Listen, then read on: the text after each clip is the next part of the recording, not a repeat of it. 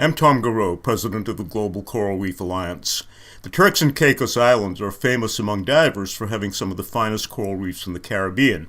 That's because they have crystal clear waters. The islands have almost no rain, so there are no rivers, no groundwater flowing to the sea carrying contaminated water. That has resulted in an extremely high live coral cover. Nevertheless, there's been a steady decline of the corals even in the Turks and Caicos Islands, and there's far less coral there now than there was when I began diving there several decades ago. About 10 years ago, I did the survey on coral reef health for the government of the Turks and Caicos Islands, and we looked at reefs all around Turks and Caicos, and we were shocked to see how little coral there was, especially in shallow water. The deeper waters were better, but we could find almost no healthy shallow snorkeling reefs anywhere in Turks and Caicos Islands, although there were large amounts of dead coral that had died for a number of reasons, global warming and new diseases, because local sources of pollution weren't there as they are in most inhabited coastal zones of the world. So even though Turks and Caicos had an exceptional environmental conditions, they were still suffering as a result of global problems that were being caused by global factors, global warming, CO2 use, and new diseases that came from far away, from unknown sources. Government of the Turks and Caicos Islands were very concerned because diving is so important to their economy. They were very worried about the lack of good, healthy snorkeling reefs in shallow water. And they asked us to develop a project to restore damaged reefs on grand-turk. It's a very low-lying, very dry island, and we set up two projects that are located in the X's shown in this figure on the southwest coast. The reason we chose that site was that the reef just south of that was the only good snorkeling reef we were able to find in the entire Turks and Caicos Islands. It had a high abundance of live coral in shallow water, high species diversity, and the corals looked bright and healthy, with relatively little coral disease. Shortly after we did that survey, Carnival Cruise Lines built a cruise port just north of that reef, which I say was the only snorkeling reef really left in the Turks and Caicos Islands that we were able to find. As a result of the construction and the dredging for the port, large plumes of sand and sediment were carried by the predominant current straight onto the reef directly to the south. And as a result, we began to see the corals steadily die back, smothered with sediment and looking very unhealthy compared to how they'd been when we'd surveyed it just before the cruise line port had been established. The government of the Turks and Caicos Islands then asked us to help rescue the corals that were being damaged, and so we built two biorock reefs at the locations shown in the X's, both on the upcurrent side of the cruise ship terminal. Every cruise ship that comes in and out of that port, the prop wash stirs up new clouds of sediment. There's no more dredging, but there's a constant source of new sand affecting the reef to the south. So we built two biorock reefs north of the cruise ship terminal on the upcurrent side, and we transplanted thousands of corals that were being killed by the sedimentation caused by the cruise terminal. Transported them to the clean upcurrent side, and we put them on top of biorock reefs. They started to do very well. But then what happened was a quirk of fate. In 2008, the Turks and Caicos Islands were hit by the two strongest hurricanes in their history 2 days apart. First, Hurricane Hannah, whose track is shown here, hit them. And Hannah was very unusual. It circled in a loop right over the Turks and Caicos Islands. It just sat there for days blowing. And then, when it went away, 2 days later, Hurricane Ike hit. And these were the two worst hurricanes they'd ever had in their history, although Hurricane Irma that hit them in 2017 was close in effect. About 95% of all the buildings in the Turks and Caicos Islands were damaged or destroyed by this hurricane. It devastated the islands. And our biorock reefs were already in the water at the time. Therefore, we expected they would have been severely impacted just as everything on land was. This shows the temperature records. The Department of the Environment and Coastal Resources of the government of the Turks and Caicos Islands had one data logger on West Caicos, and this shows the temperature record. And what you see is that when the hurricane hit, the first hurricane on September 5th, there was a precipitous drop in temperature because of all the cold water that was mixed up, and it got very cold, colder than the normal coldest winter temperatures, and over the next 2 days, the temperature warmed up. And then the second hurricane hit and pushed it down to even colder temperatures. It took, at that point then, about a month or more for them to return back to normal levels.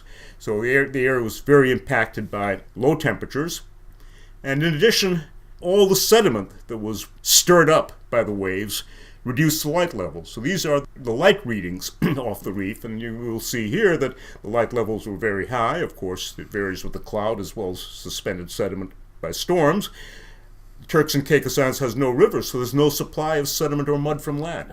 It's only resuspended marine sediment. And as you see, the light levels went to zero for weeks after these two hurricanes, and it stayed very low for all the rest of the year because of the fine sediment that remained in the water column and stirred up. So this severely impacted the reefs all over the Turks and Caicos Islands, and we expected that our bio-rock reefs would have been badly damaged as well. When we went to look at them, what we found to our surprise was they were essentially intact. They had almost no physical damage at all. Thousands of corals had been transplanted onto them only a few weeks before the hurricanes hit.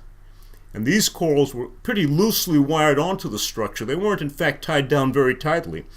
The structures themselves were made of steel, and they were not welded at all.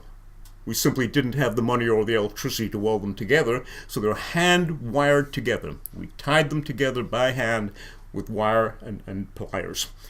The only damage we saw was that one of the structures, and that's the one in the foreground in the upper picture here, spread out because what happened is the waves that pounded on it literally pulled apart the wire that hadn't been growing very long. This was a brand new project, and it wasn't very strong. The layer of limestone produced by the bio-rock process over the steel was very thin.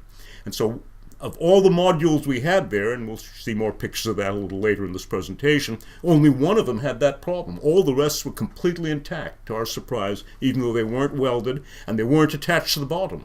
They were sitting on the bottom at about 20 feet depth, or about 6 or 7 meters depth, simply under their own weight in these huge pounding waves. And as you see here, and these pictures are after the hurricane hit, the corals looked incredibly healthy and brightly colored. We lost the power, though. The power lines that went to shore were shredded by the waves on the beach. It stripped the insulation off the wires, and we lost them, and we lost the power supplies. Unfortunately, we were never able to find the money to replace them, so they've been off power ever since, and this was 2008. So they've been off power now for 9 years. This is one of the structures. As you can see, there are 4 tunnel modules in the shape of a square. The first picture was taken a few weeks before the hurricanes. The second one was taken a few weeks after. The module that you see on the right in the bottom picture, which is the after picture, is the one that spread out. And you can see one end was intact and the other end just kind of got pulled apart. And the Department of Environment and Coastal Resources then took the corals off that and put them on the other structures, trying to replace them. Now, of the corals that had been put on, about 80% of them remained. There was very little loss, even though they hadn't been tied down. That was amazing. They hadn't been really tightened down properly. They weren't expecting the hurricanes. They were expecting them to grow and cement themselves in place. But there was very little loss. They estimated about 20%. So this is directly before and directly after the hurricane. And that project was just north of the cruise ship terminal. A little further north, off the governor's house, in fact, this project was powered from the governor's mansion. Here again, we see pictures a week or 2 before the hurricane, and the bottom one is after the water was clear enough and calm enough to go swimming again. There was no structural damage whatsoever, and again, most of the corals remained on them. What you do see, however, is the sand built up in the bottom picture all around. So the bottom part was buried in sand. So as the waves passed through them, sand settled out. They were intact, and the corals were intact. On the other hand, in the center of the structure here, you can see a human being swimming in here in the second picture for scale. The structure was quite large, this reef. And in the interior of it, we'd set down concrete blocks. You can see from the picture above and the one below that about half the concrete blocks were removed by the hurricane. They went flying, even though there was no damage to the structure. The reason is that they're solid structures with high surface area, and the waves simply picked them up and threw them over. But our structure, the waves passed right through them, and they were completely undamaged. That was really a surprise.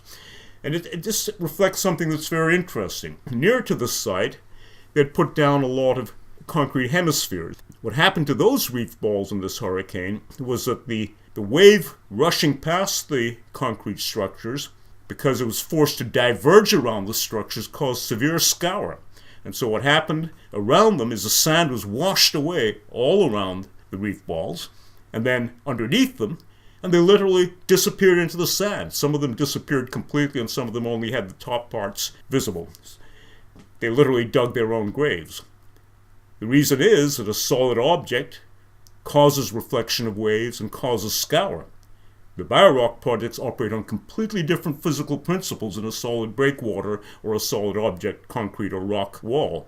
Waves pass through our structure, they dissipate energy by friction while passing through the structure, but they're not reflected.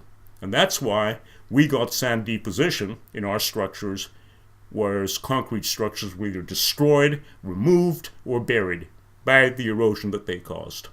So this shows that biorock reefs are able to survive the most severe hurricanes. You can see how shallow this water was, about 15 feet deep, 5 meters in this particular project. The other one was in about 7 meters of depth. With proper design, it is possible to do it, even though these projects, as I say, were not welded, not attached to the bottom, and extremely flimsy because they were brand new and had barely begun to grow.